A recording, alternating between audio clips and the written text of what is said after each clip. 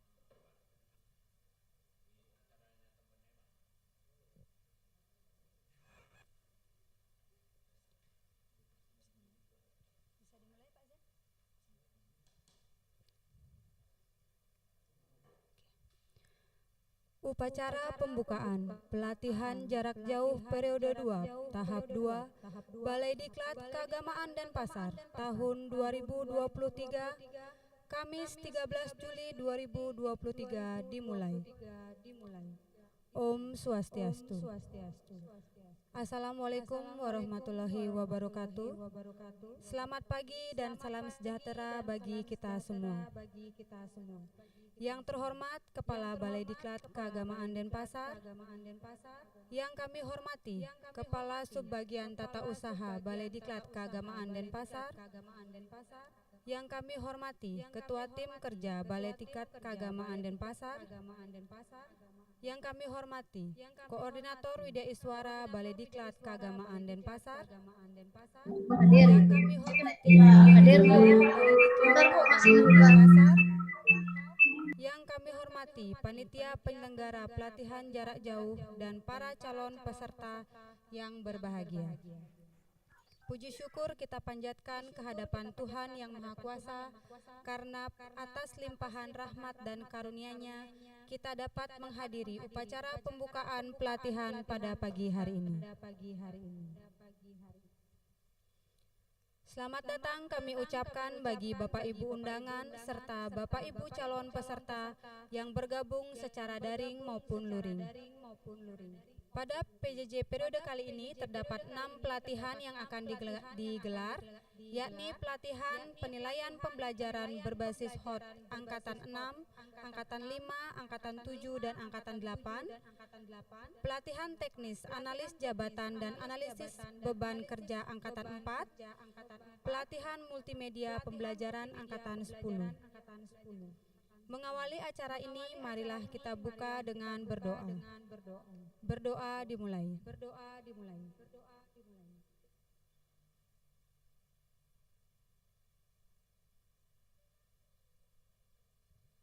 Berdoa selesai.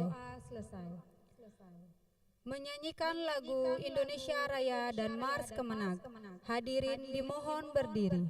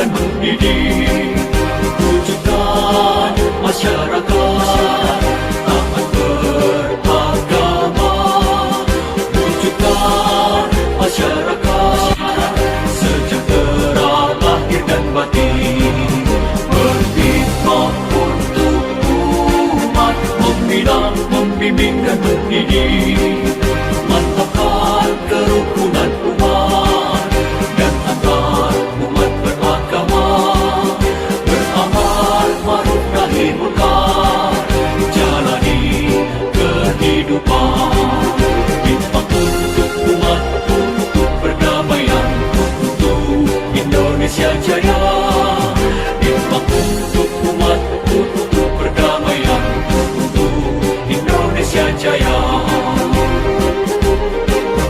Berkhidmat untuk umat, membina, membimbing dan mendidik, wujudkan masyarakat taat beragama, wujudkan masyarakat sejahtera lahir dan batin, berkhidmat untuk umat, membina, membimbing dan mendidik, mantapkan kerukunan umat dan antar umat beragama, beramal ma'ruf nahi munkar, jalani kehidupan, khidmat untuk umat, untuk perdamaian, untuk Indonesia Jaya, khidmat untuk umat, untuk perdamaian, untuk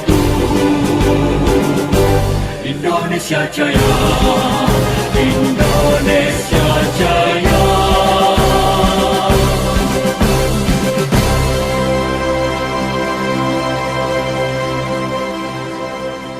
Hadirin disilakan duduk kembali.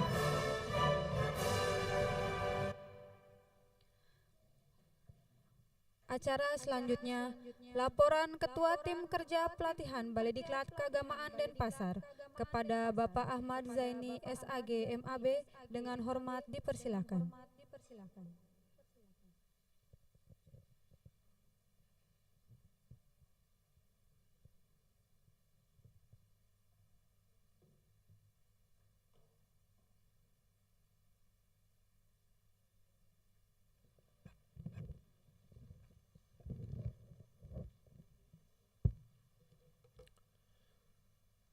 Selamat pagi, salam sejahtera bagi kita semua. Assalamualaikum warahmatullahi wabarakatuh.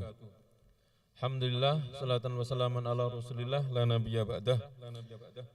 Yang terhormat Kepala Balai Diklat Keagamaan Denpasar, yang kami hormati Kepala Subbagian Tata Usaha Balai Diklat Keagamaan Denpasar, yang kami hormati Koordinator Widya Iswara Balai Diklat Keagamaan Denpasar, dan juga yang kami hormati seluruh pejabat fungsional Balai Diklat Keagamaan Denpasar, pejabat fungsional administrasi lainnya, panitia, dan tentu saja calon peserta pelatihan yang berbahagia. Alhamdulillah, puji syukur kehadirat Allah Tuhan Yang Maha Esa, pada kesempatan pagi hari ini kita bisa berjumpa, berkumpul untuk melaksanakan bersama-sama untuk yang kesekian kalinya pembukaan pelatihan jarak jauh yang insya Allah kita akan mulai pada hari ini tanggal 13 Juli 2023. Beberapa pelatihan yang akan kita buka pada kali ini adalah ada 6 pelatihan. Yang pertama adalah pelatihan penilaian pembelajaran berbasis HOTS. Ini ada 4 angkatan, yaitu angkatan ke-5, 6, 7, dan 8. Kemudian ada pelatihan multimedia pembelajaran angkatan yang ke-10, dan juga ada pelatihan analisis jabatan dan analisis beban kerja yang angkatan yang ke-4. Tentu saja kami sampaikan selamat datang dan selamat bergabung dalam acara pembukaan kali ini, baik via luring, via langsung maupun via daring yang dilaksanakan oleh peserta semua melalui Zoom meeting pada kesempatan kali ini.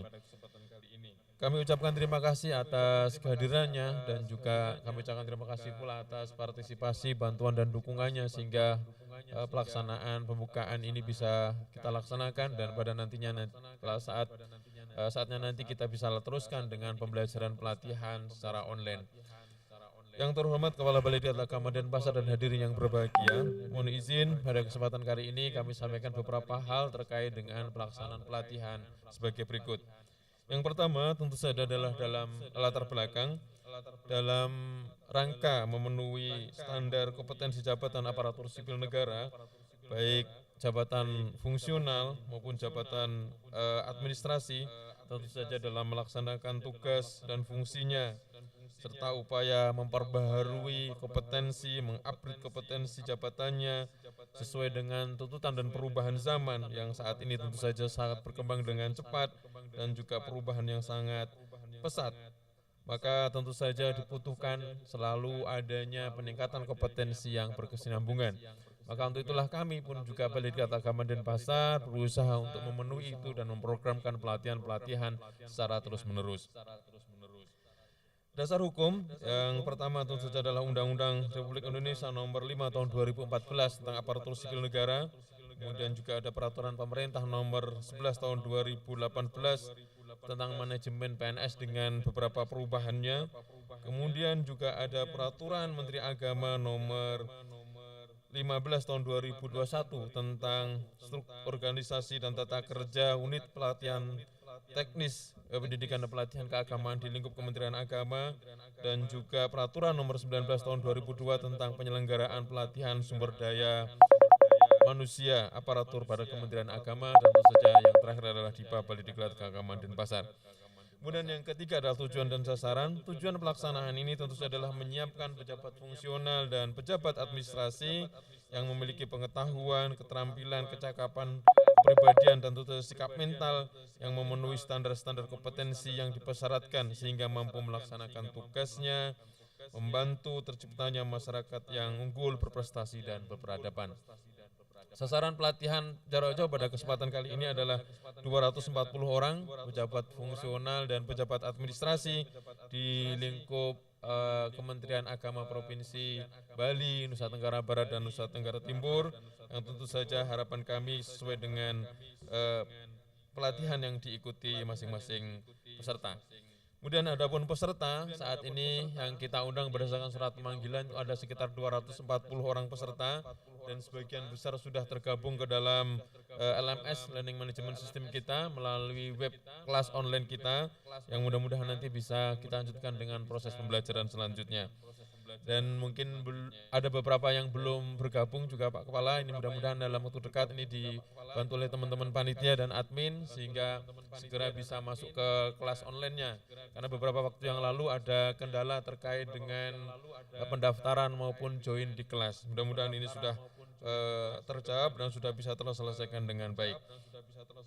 Waktu pelaksanaan, kita rancang pelaksanaan pelatihan online ini kita buka hari ini dan mudah-mudahan kita bisa akhiri pada tanggal 29 Juli 2023 yang full pembelajarannya secara online, baik sinkronus maupun asinkronus, diantaranya melalui Zoom meeting, kemudian ada juga live chat, penugasan, dan tentu saja ada kuis ujian online yang semuanya kita fasilitasi melalui Learning Management System atau LMS yang sudah disiapkan oleh Badan Litbang dan Diklat Kementerian Agama.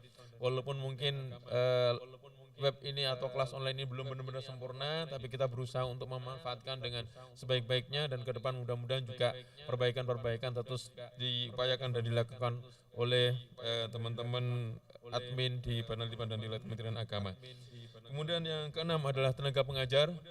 Tenaga pengajar pada pelatihan kali ini tentu saja akan kita libatkan beberapa pimpinan madya kita dan juga beberapa pimpinan tinggi pratama di Kementerian Agama. Di antaranya kita akan rencanakan mungkin ada dari Rektor UHN Ida Bagus Gede Sutriwo Denpasar, kemudian ada juga Rektor IAHN Gede Puja Mataram, dan kemudian juga akan kita undang Kepala Biro HDI Kementerian Agama Republik Indonesia, dan juga ada Kepala Kantor Wilayah Kementerian Agama Provinsi Bali dan Kepala Kantor Kementerian Agama Provinsi Nusa Tenggara Timur. Insya Allah nanti akan kita undang untuk menyampaikan materi pada pelatihan online kali ini.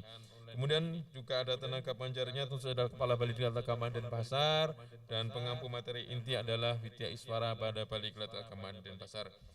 Adapun kurikulum dan silabus, struktur kurikulum dan silabus pada pelatihan ini tentu saja berdasarkan kurikulum dan silabus yang diterbitkan oleh Pusdiklat Tenaga Teknis Pendidikan dan Keagamaan serta Pusdiklat Tenaga Administrasi, Badan Litbang dan Diklat Kementerian Agama, yang diantaranya untuk pelatihan teknis pendidikan dan ini berjumlah 60 jam, kemudian untuk pelatihan teknis administrasi berjumlah 54 jam pelajaran.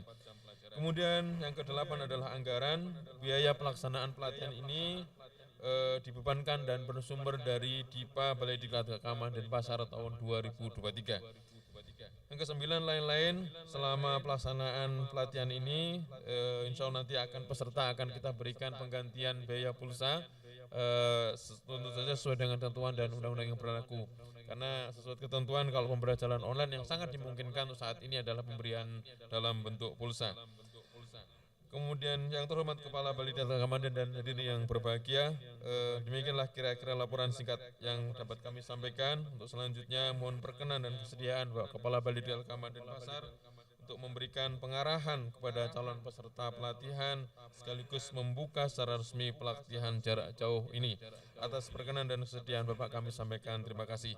Dan akhirnya kepada semua pihak yang telah membantu sukses dan lancarnya acara kali ini, khususnya pada acara pembukaan dan pada saatnya nanti selama proses pembelajaran pelatihan, tentu saja kami mengucapkan terima kasih yang sebesar-besarnya dan berikan penghargaan yang setinggi-tingginya. Teriring juga perucapan dan permohonan maaf yang sebesar-besarnya apabila ada kekurangan, kekilapan dan juga beberapa hal yang tidak sesuai dalam penyiapan maupun pada pelaksanaan pelatihannya nanti. Mudah-mudahan apa yang kita laksanakan dicatat menjadi amal kebaikan bagi kita semua dan membimbing kita ke jalan yang lebih baik. Akhirnya demikian yang dapat kami laporkan. Sekian, terima kasih. Selamat pagi, salam sejahtera bagi kita semua. Ihdinas shiratal mustaqim. Wabillahi taufiq wal hidayah. Wassalamualaikum warahmatullahi wabarakatuh.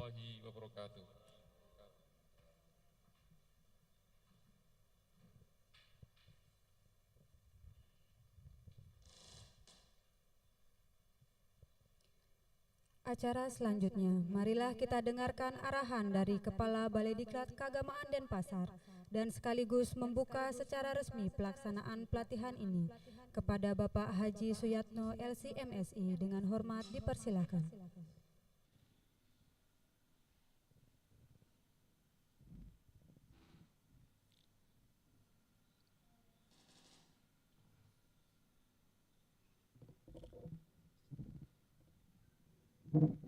Bismillahirrahmanirrahim. Assalamualaikum warahmatullahi wabarakatuh. Om Swastiastu, Namo Buddhaya, Salam, Salam sejahtera untuk kita semuanya. Alhamdulillahirabbil alamin, wassalatu wassalamu ala habibina Muhammadin wa ala alihi wa ashabihi ajma'in. Rabbi shrah li sadri wa yassir li amri wahlul 'uqdatam min lisani yafqahu qawli. La haula wala quwwata illa billahil aliyyil azim.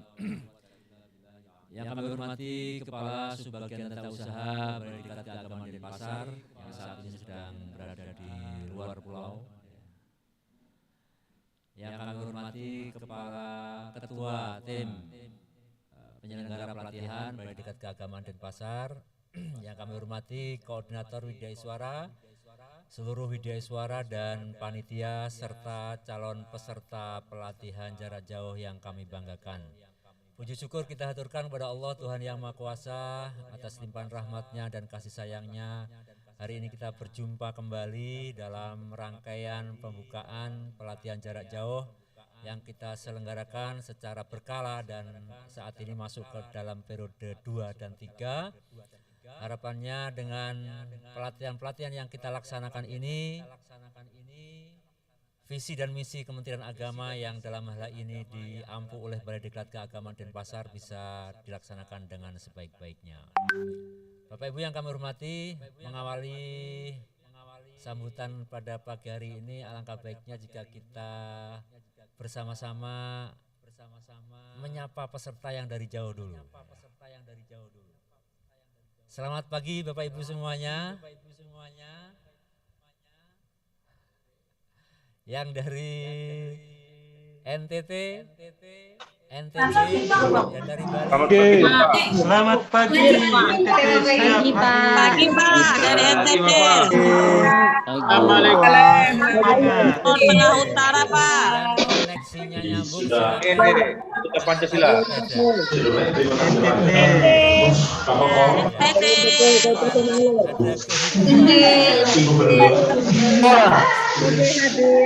NTT. Oke.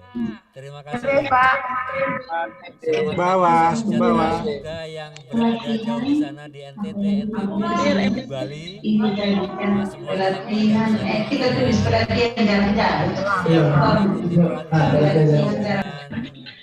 motivasi yang hebat, karena tantangan kita ke depan bukan semakin ringan tapi semakin berat.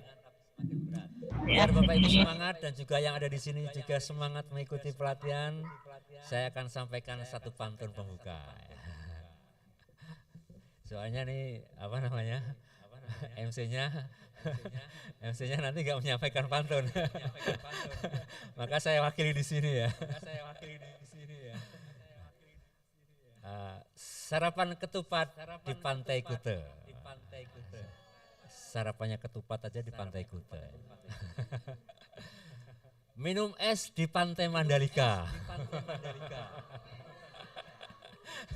Jaraknya agak jauh. Selamat mengikuti diklat wahai para peserta. Semoga semakin hebat dan semakin jaya. Itu apa namanya, ini tadi pantunnya saya ngambil dari perenungan selintas, maka mungkin ya nanti akan saya buatkan pantunnya lebih panjang lagi nanti di penutupan. Bapak Ibu yang kami hormati, saya membayangkan bahwa visi dan misi Kementerian Agama kita ini sangat berat. Bapak Ibu mungkin masih ingat atau masih hafal betapa visi misi kementerian kita ini sangat luar biasa. Membangun masyarakat yang soleh, moderat, cerdas, unggul. Wah, ini kan sesuatu yang selain normatif kan ada juga yang semi apa ya, abstrak ya. Soleh itu apa namanya istilahnya, ukurannya sangat luas sekali ya. Apalagi moderat dan juga nanti masyarakat yang unggul. Maka untuk mendukung visi dan misi itu saya kira membutuhkan amunisi yang tidak sedikit dan butuh motivasi dan juga ya inovasi-inovasi yang sangat banyak sekali.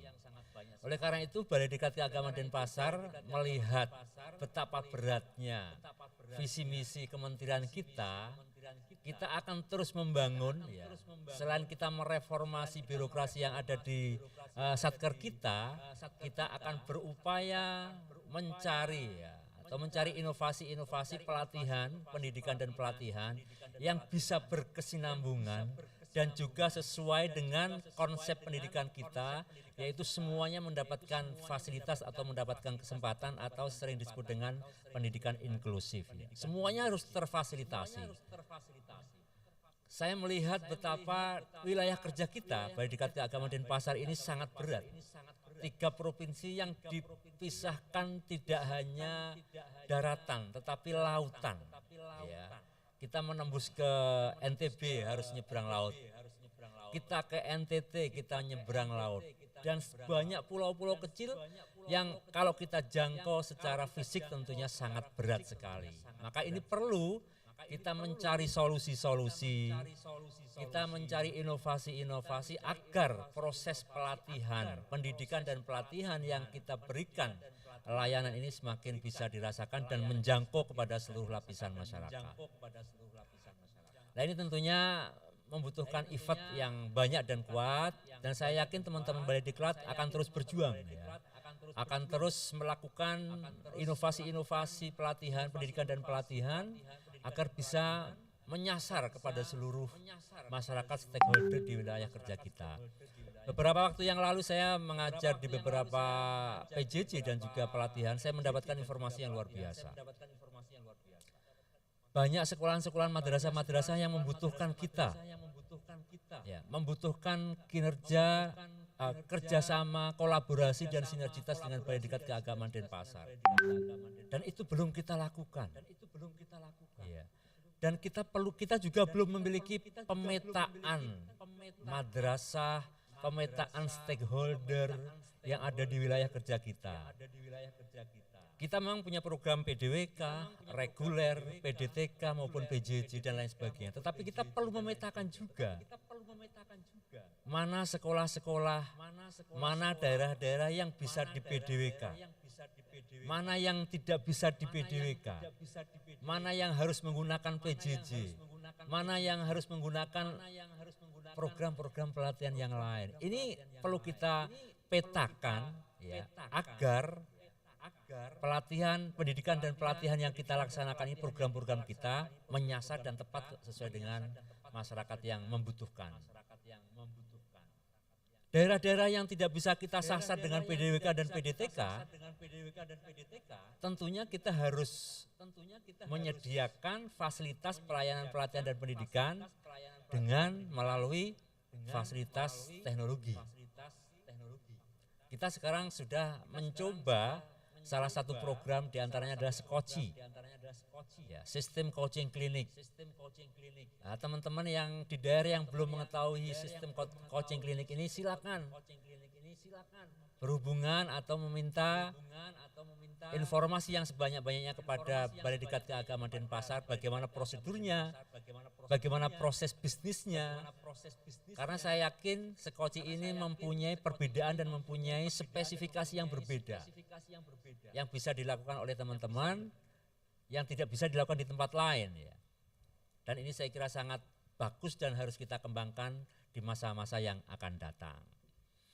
Bapak Ibu yang kami hormati, yang tidak bisa kita abaikan adalah bahwa perubahan ini sangat cepat. Perubahan kehidupan ini sangat cepat sekali. Dan kita tidak mungkin tinggal diam. Termasuk perubahan cara pendidikan dan pelatihan. Maka kita terus harus mengupdate, harus meningkatkan kompetensi kita, meningkatkan cara-cara kita menyediakan pelayanan pelatihan. Tidak mungkin kita melakukan pendidikan dan pelatihan seperti zaman-zaman dahulu. Termasuk kita juga harus mempersiapkan Balai Diklat Keagamaan Denpasar, struktur kurikulum-kurikulum yang akan kita berikan kepada stakeholder. Tidak mungkin kita memberikan kurikulum-kurikulum yang sudah tidak update lagi.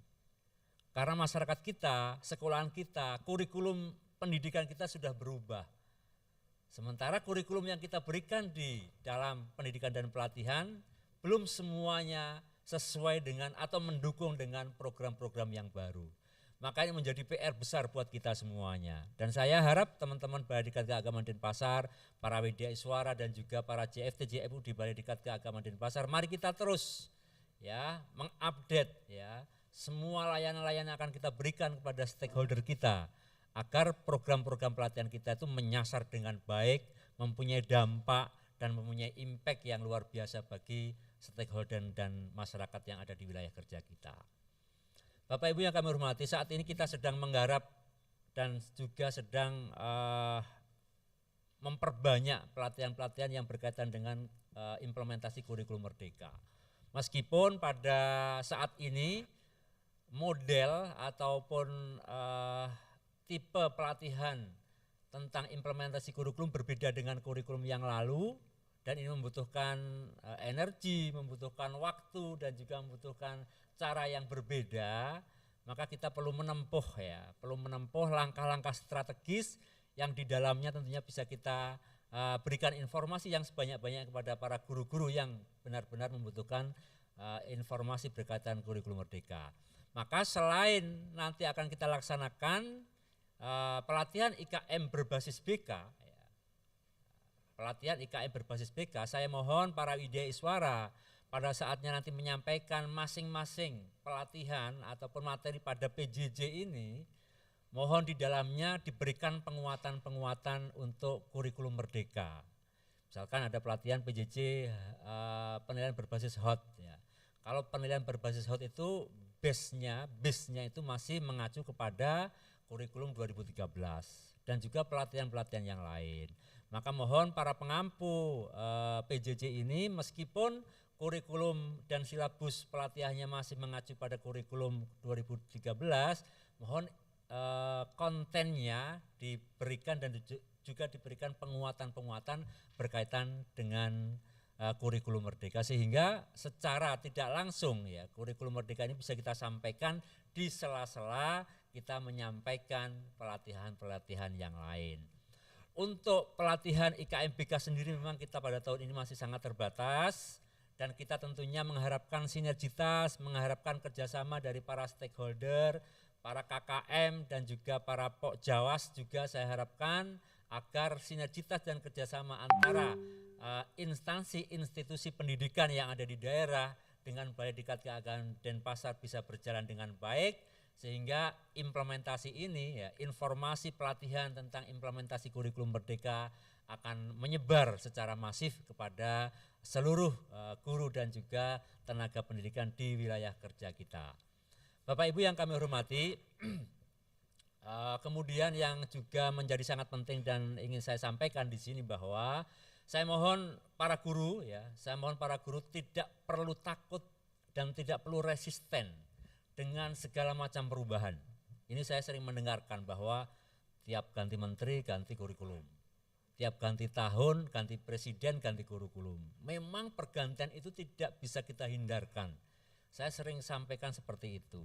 Perubahan kurikulum itu bukan kepentingan politik, bukan kepentingan kementerian atau bukan kepentingan siapa-siapa, tapi pergantian kurikulum itu adalah dalam rangka merespon perubahan. Karena sudah berbeda zamannya. Bapak Ibu sadar atau enggak sadar, pandemi 2 tahun yang lalu itu mengajarkan kita pelajaran yang luar biasa. Dulu kita enggan belajar tentang teknologi karena kita mengajar secara manual sudah bisa.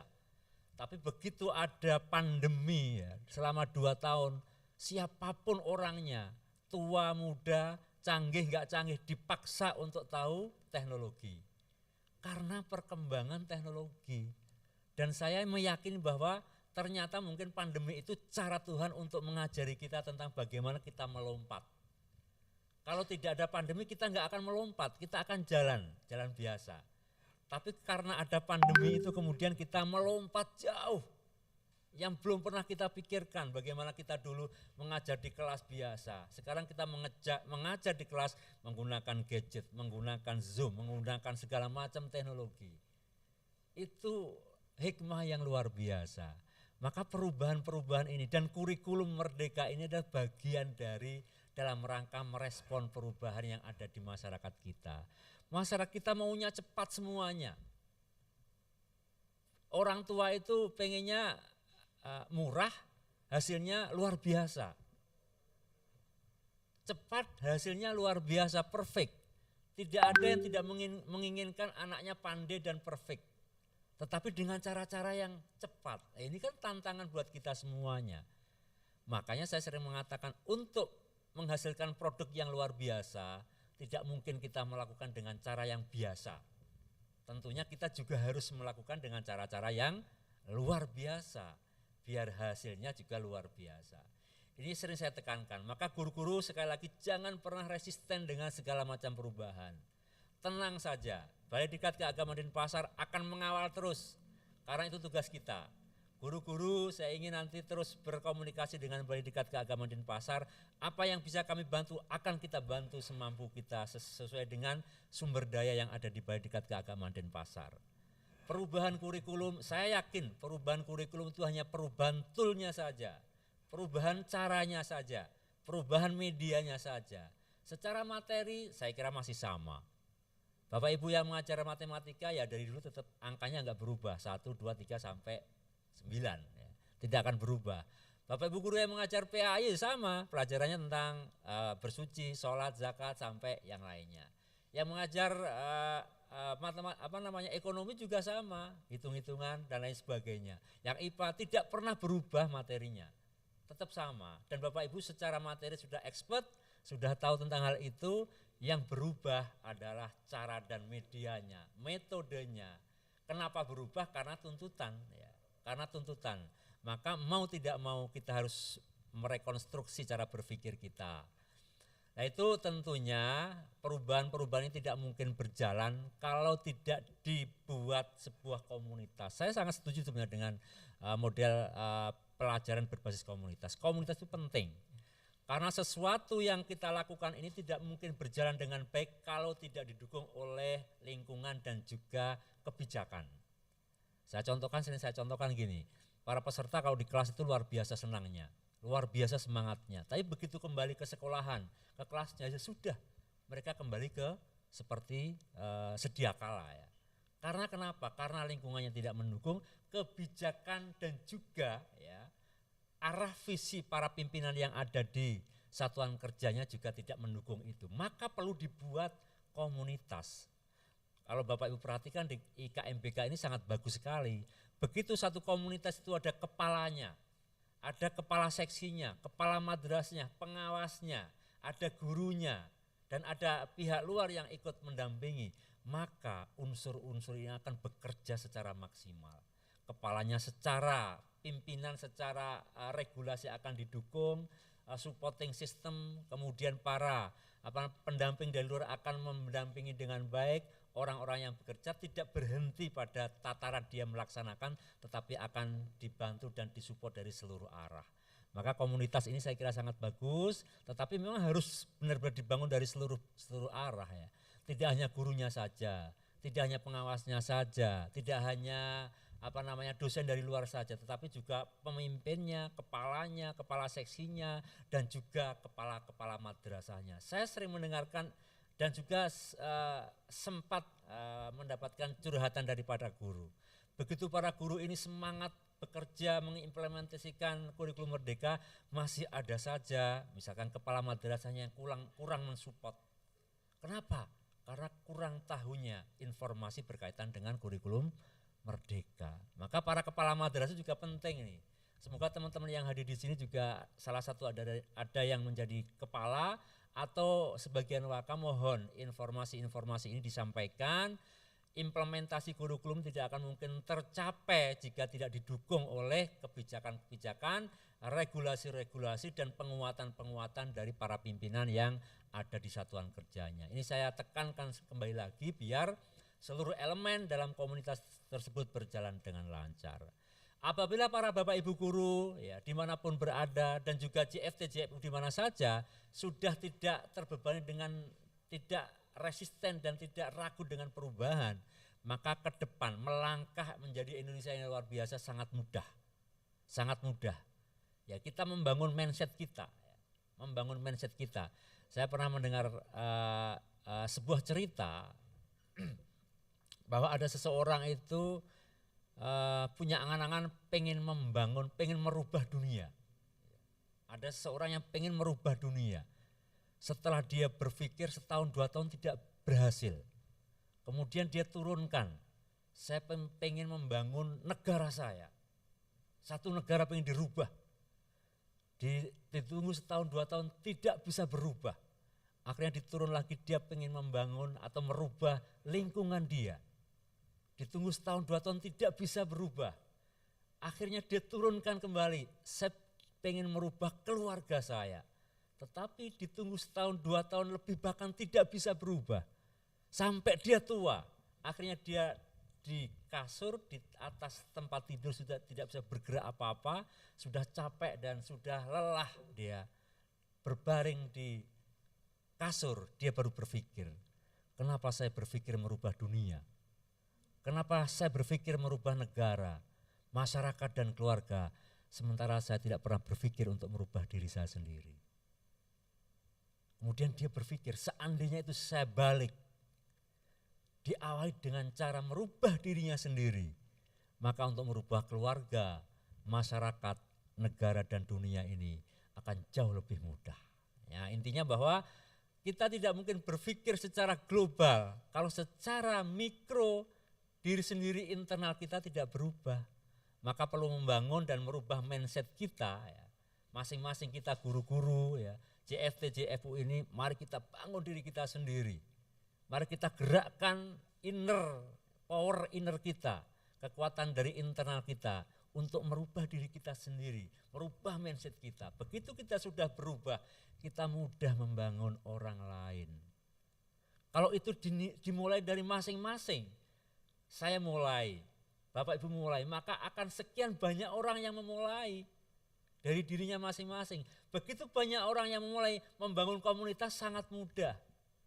Tapi kalau yang saya mulai cuma satu orang, pengen membangun banyak orang, ya rasanya kesulitan dan akan berat. Tetapi kalau sudah mulai dari masing-masing, membangun mindsetnya masing-masing untuk merubah ya dirinya sendiri, merubah mindsetnya, maka itu akan menjadi lebih mudah. Jadi intinya Bapak Ibu sekalian, mari kita mulai dari kita sendiri, membangun diri sendiri dan membangun masyarakat kita, agar Indonesia yang kita cintai ini menjadi semakin hebat dan semakin jaya. Bapak Ibu yang kami hormati, terakhir yang ingin saya sampaikan bahwa program pembangunan zona integritas dan reformasi birokrasi di Balai Diklat Keagamaan Denpasar terus kita gaungkan dalam rangka meningkatkan pelayanan, pelatihan, pendidikan dan pelatihan. Ya, karena satu-satunya rumah yang bisa kita handalkan oleh teman-teman guru, para pegawai JFT dan JFU di Kementerian Agama ini salah satunya adalah Balai Diklat Keagamaan Denpasar. Bapak Ibu yang sudah waktunya habis di pekerjaannya, keluarganya sudah banyak, untuk belajar keluar dari rumahnya sudah sulit. Maka kita Balai Diklat Keagamaan Denpasar perlu membangun ya rumah university ya, corporate university yang bisa memberikan layanan, pelatihan dan juga pendidikan untuk semua lini dan semua masyarakat di wilayah kerja kita. Ini sedang kita bangun bersama-sama dan tentunya kita tidak mungkin berjalan sendiri.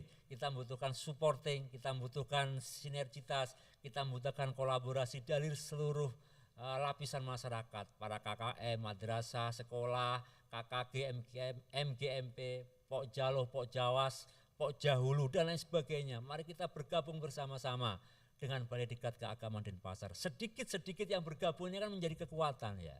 Saya masih ingat dan terngiang-ngiang bagaimana kekuatan Gojek, bagaimana kekuatan Grab dan lain sebagainya. Mereka kecil-kecil berkumpul menjadi satu ya. Ada satu motor kumpul, dua motor, sampai sekian ribu motor dan mobil. Satu warung kumpul, dua warung kumpul dalam satu marketplace. Menjadi kekuatan yang sangat besar dan mengalahkan berbagai macam mall ataupun produk yang ada di Indonesia ini. Di mana-mana, tidak hanya di Indonesia. Dan itu bisa kita elaborasi dalam dunia pendidikan kita ini.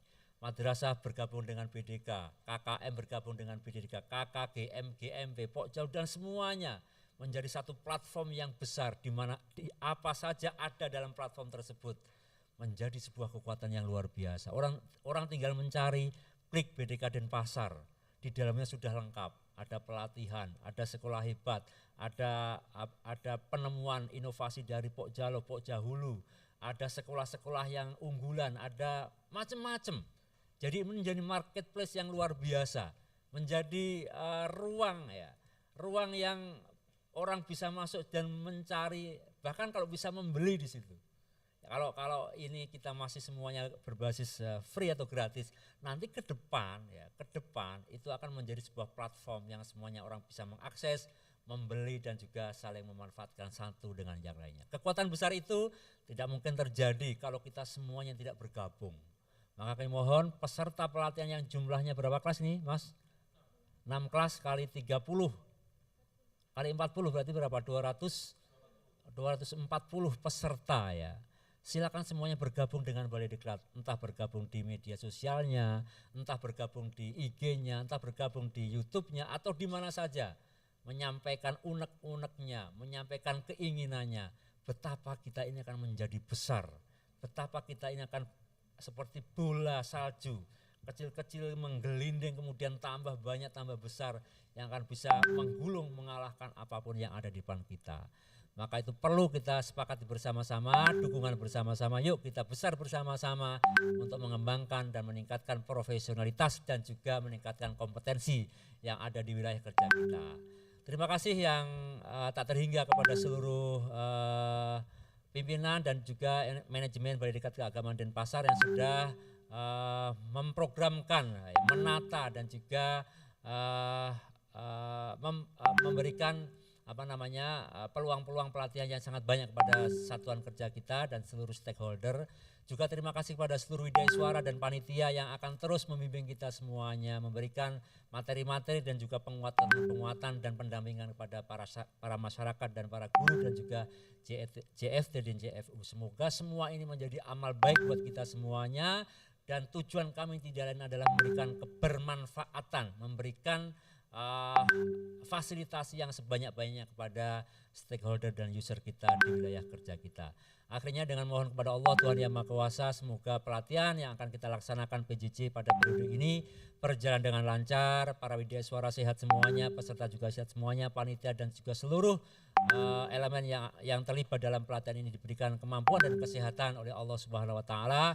Mari kita memohon dan kita buka bersama-sama bagi umat Islam, kita membaca dengan bacaan basmalah bersama-sama. Bismillahirrahmanirrahim.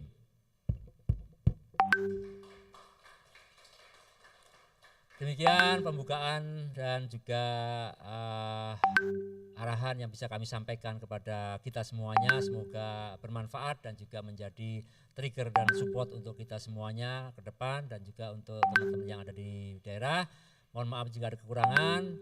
Akhirnya Om Santi Santi Santi Om, Shalom, Salve, salam sejahtera untuk kita semuanya.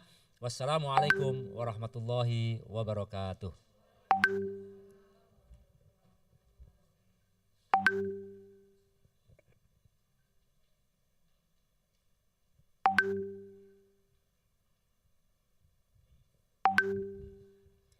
Terima kasih kami sampaikan kepada Bapak Kepala Balai atas arahan serta telah membuka secara resmi pelatihan pada pagi hari ini. Mengakhiri acara ini, marilah kita tutup dengan berdoa. Berdoa dimulai.